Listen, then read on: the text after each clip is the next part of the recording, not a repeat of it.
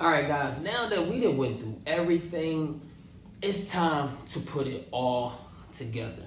Now, this video is going to be broken down into a couple of segments, but just rock with me as I'll show you how everything that you've looked at, everything that you've learned so far, how do you put it all together so that you can be able to be successful in your argument and your fight.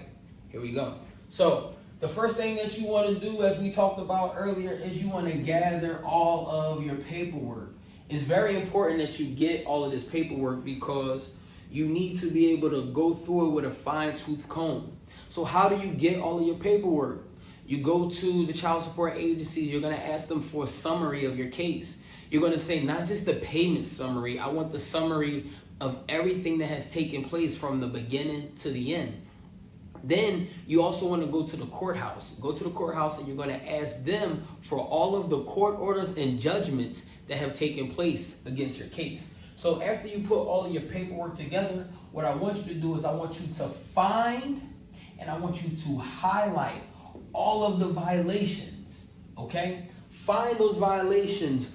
We talked about the due process violations. We talked about your rights to privacy. We talked about all these different things. So you need to find all of your violations so that you can then make a list. You're going to make a list of those violations.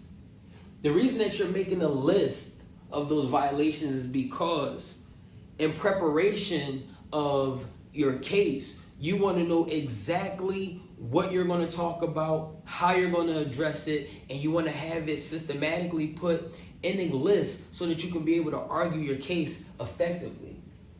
And next, I want you to go ahead and find the United States codes and the state codes that will support your position. So the United States codes are the codes like 42 USC 1301D or 42 USC 6667.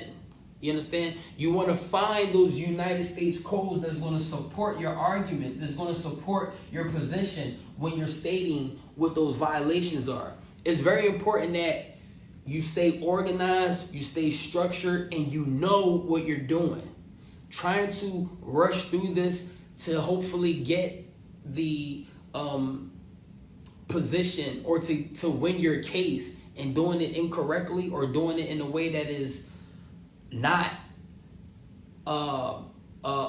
being organized, being all over the place, not knowing how to defend yourself. These are the things that will cause you to lose. Someone who stands firm on top of what it is they're saying and they have all the support and evidence to back them up, you will find success. And let me just let you know this.